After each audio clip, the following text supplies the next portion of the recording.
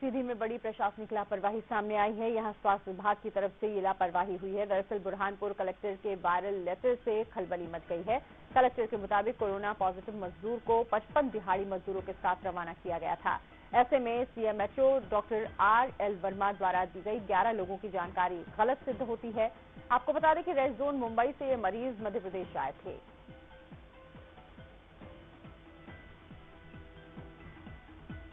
तो सीधी में बड़ी प्रशासनिक लापरवाही सामने आई है। यहां स्वास्थ्य विभाग की तरफ से ये जानकारी अभी दी गई है।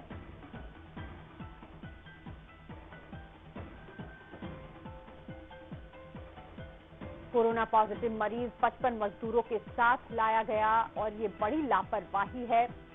दरअसल बुरहानपुर कलेक्टर के वायरल लेटर से खलबली मची है। कलेक्टर के मुताबिक कोरोना पॉजिटिव मजदूर को 55 दिहाड़ी मजदूरों के साथ रवाना किया गया था।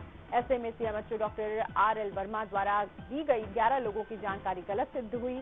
आपको बता दें कि रेड जोन मुंबई से ये मरीज मध्य प्रदेश आए थे। जरा जानकारी के लिए रुख करेंगे सीधी संवाददाता सचिंद्र मिश्रा का।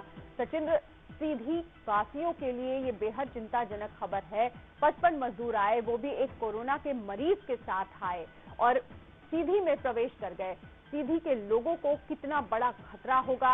अब क्या कार्रवाई की जा रही है? किसकी लापरवाही है? कौन जिम्मेदार है? देखिए अनीता, ये बड़ी लापरवाही है, ये बड़ी प्रशासनिक चूक हुई है। मैं बताना चाहूंगा कि जो सोशल मीडिया में बुरहानपुर कलेक्टर का पत्र वायरल हुआ है, बुरहानपुर कलेक्टर के पत्र क्रमांक की दिनांक 5 मई द्वारा कलेक्टर सीधी के नाम जो पत्र संबोधित कलेक्टर बुरहानपुर ने किया है, उसमें 55 दिहाड़ी मजदूरों को भेजे जाने का जिक्र PDF फाइल में पाया गया है।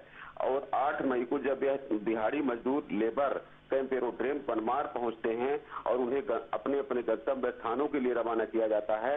इसके बाद जब 9 मई को ये जानकारी आती है, सार्वजनिक होती है कि जो महाराष्ट्र मुंबई से कोरोना पॉजिटिव बंस बहोर साकेत जो कोलुडू निवासी हैं, वो कोरोना पॉजिटिव हैं। जब इस बात की जिक्र होती है, वो बीमार होते हैं, तब धीरे धीरे खलबली मचती है। और जब 11 मई की देर रात 2 बजे रात जब इस बात का जिक्र होता है कि कोलुडू निवासी बंस बहोर साकेत कोरोना पॉजिटिव पाए गए हैं, और ऐसे में जब ये बात भी सामने आती है कि इनके साथ बुरहानपुर कलेक्टर ने विधिवत पत्र लिख, सीधी कलेक्टर को पत्र लिख करके अब 55 लोगों को बाई बस सीधी के लिए रवाना करते हैं। आज जब कोरोना पॉजिटिव की बात आती है, सामने आती है, जब कोरोना पॉजिटिव पाया जाता है, तो सिर्फ जो मेडिकल बुलेटिन कल जारी हुई है, तो मेडिकल बुलेटिन में सीएमएचओ डॉक्टर RL वर्मा ने 11 लोगों का जिक्र किया है। तो शेष में ऐसे में जो 55 लोग और साथ में लोग इनके आए थे जो कोरोना पॉजिटिव थे, तो आखिर कहाँ गए, किसकी चूक है और फिर जानकारी क्यों छुपाई जा रही है, ये समझ से परे है अनीता।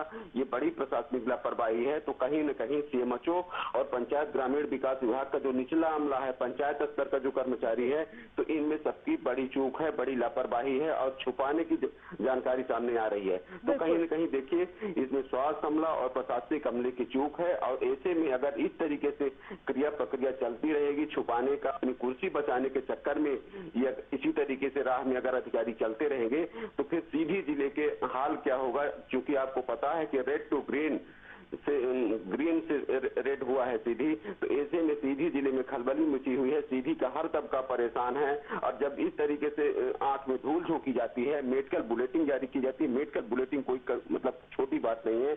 मेडिकल बुलेटिन एक प्रशासनिक अंग होता है, प्रशासनिक पुष्टि होती है। तो जब कल पत्रकारों के लिए मेडिकल बुलेटिन जारी हुई, तो मेडिकल बुलेटिन में 11 लोगों का जिक्र किया जाता है कि 11 लोग उसके संपर्क में रहे हैं, कोरोना पॉजिटिव के संपर्क में।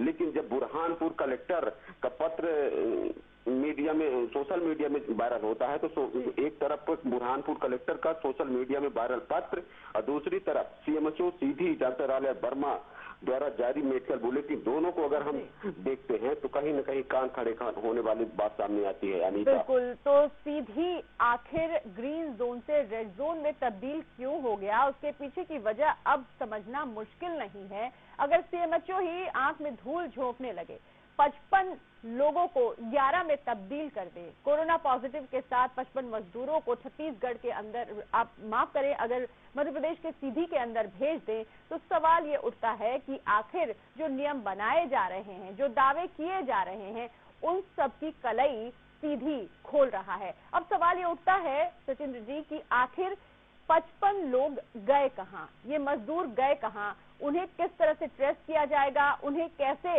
इलाज मुहैया कराया जाएगा, उनकी जांच कैसे होगी? बुरहानपुर कलेक्टर द्वारा भेजे गए सीधी कलेक्टर को लेकर कैसे पत्रकारों के हाथ लग गए, ये भी बात सामने आई। कल रात में खलबली मची है इस बात को लेके और पूरी रात तक इस बातों को लेकर मंथन हुआ है। छोटे अधिकारी जो है तो छोटे अधिकारियों को डांट फटकार भी लगाई गई है कि बुरहानपुर के द्वारा कलेक्टर द्वारा भेजे गए सीधी कलेक्टर के नाम पत्र पीडीएफ फाइल जो आती है तो आखिर पत्रकारों के हाथ कैसे लगते हैं, बात एक सार्वजनिक कैसे होती है। एक तरफ मेडिकल बुलेटिन, दूसरी तरफ बुरहानपुर कलेक्टर का लेटर, कहीं न कहीं चौके ही रहे तो सीधी सुरक्षित नहीं है। सीधी अभी तो श्री गणेश से हुआ है, आने वाले समय में क्या होगा अनीता समझ सकते हैं। बिल्कुल, तो सीधी बिल्कुल सुरक्षित नहीं है और पूरा प्रदेश सुरक्षित नहीं है। अगर इस तरह की बड़ी प्रशासनिक लापरवाही सामने आएगी और लोग सिर्फ अपनी कुर्सी बचाने की कोशिश करते रहे तो जिंदगी निश्चित तौर पर ऐसे ही खतरे में पड़ जाएगी। शुक्रिया सचिंद्र जी।